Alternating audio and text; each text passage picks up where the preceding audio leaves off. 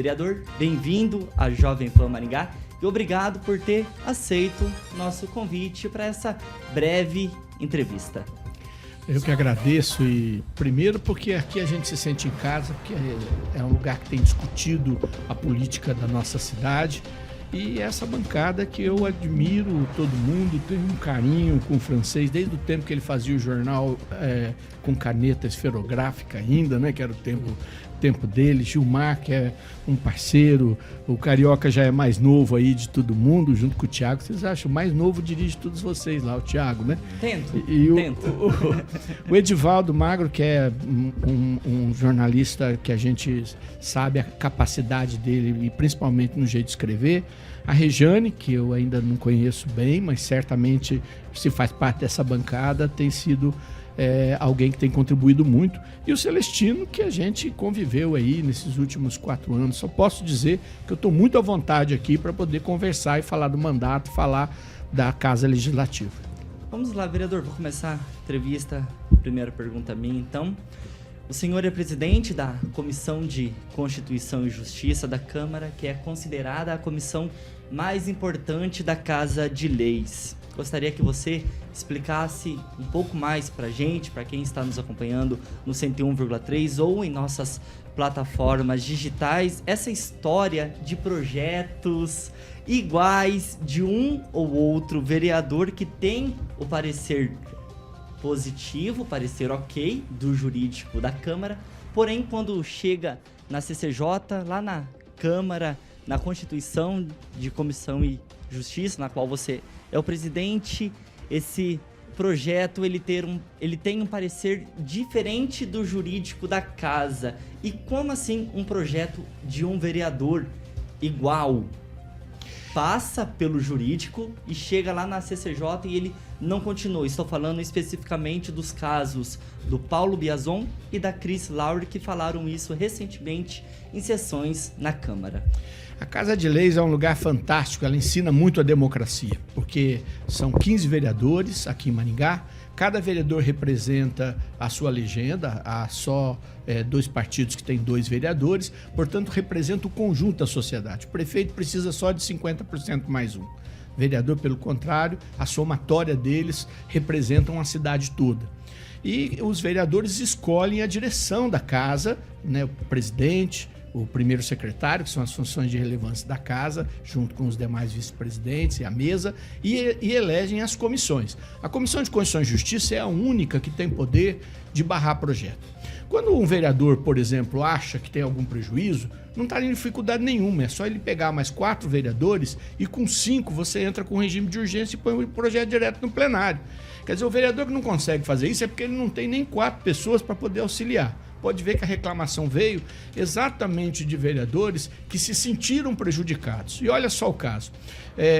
Eu estou presidente da Comissão de Constituição e Justiça, fui presidente da Comissão de Orçamento, sempre estive entre as principais comissões e na presidência. Na Comissão de Constituição e Justiça estou esse ano, então eu já não posso responder pelo aquilo que aconteceu nos outros anos.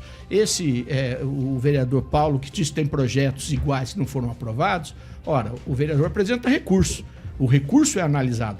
E a Procuradoria Jurídica da Casa, assim como as outras instâncias que podem ser convocadas, a de urbanismo, a de educação, elas são de apoio. Elas apoiam a Comissão de Constituição e Justiça.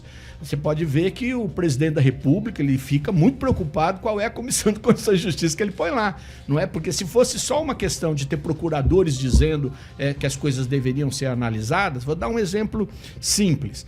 Algum vereador pode falar, eu quero criar uma nova aula para as nossas crianças sobre meio ambiente. É uma coisa muito boa. Só que você não pode fazer isso, porque você tem um PME, um plano municipal que é igual ao Plano Nacional de Educação. A Constituição e Justiça, os nossos procuradores dão favorável, mas a Comissão de Constituição e Justiça tem que segurar o projeto, porque depois ele não pode ser executado. No caso específico, nós tivemos, por exemplo, da vereadora, eu fui relator dos projetos dela e dei 3 pareceres favoráveis. Foram os 3 projetos dela que passaram, porque o relator que faz, a gente é presidente de uma comissão. E na maioria das vezes ela nem entrou com recurso para poder justificar por que ela queria derrubar o parecer jurídico negativo ou da Comissão de Constituição e Justiça. Já o vereador Paulo, que disse que projetos iguais haviam passado, primeiro ele não os apresentou, mas ele às vezes não está acostumado de que todo ano um projeto recusado, por exemplo, lá em 2017, pela Comissão de Constituição e Justiça da época, se ele voltar por outro autor em 2023, nesse caso, e a Comissão de Constituição e Justiça considerar que aquele projeto, nesse momento, com outros procuradores, é um projeto bom para a cidade e que realmente tem os instrumentos para o debate no plenário, ela vai para plenário.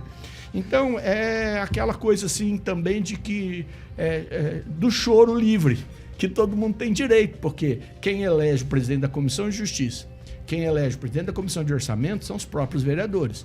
E é por isso que ela é uma casa que tem sempre um embate de poder, isso é óbvio. Da minha parte, não tem nenhuma dificuldade de poder apresentar todos os projetos, que não foram tantos, e que na nossa condução até hoje foram muito criteriosas para que a população pudesse discutir os pontos. Vou dar um exemplo simples de um projeto que o vereador quis um tempo atrás. Vou naquele debate com relação a banheiro para pessoas que não se identificam nem como masculino, nem como feminino. Como é que você vai obrigar que as lojas comecem a fazer 2, 3, 4 banheiros? Quantos banheiros vai dar? Eu não sei.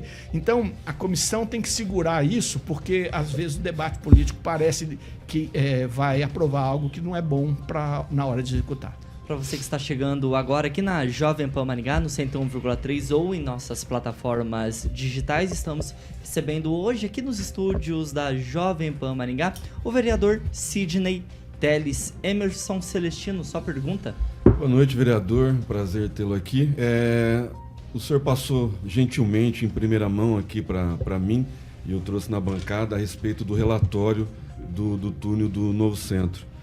Algumas dificuldades o senhor encontrou porque não achou os documentos necessários, houve uma perca, né, num incêndio em Curitiba, né, o Bamar já não existe mais, faltou a laje técnica sobre a Avenida Horácio Racanello, os prédios estão seguros, o túnel falta algumas melhorias e tem aquele processo que ninguém sabe porque a Justiça falou que a Rumo não precisa fazer a manutenção do túnel.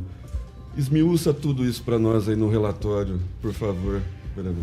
O relatório vai sair, o definitivo, mas a gente já tem uma coisa muito positiva. O túnel é extremamente bem feito e ele é extremamente resistente. Ele foi feito para o maior tráfego possível. Agora, a Avenida Horácio Racanello, que foi pensada depois, porque quando foi feito esse primeiro túnel, o projeto original era outro.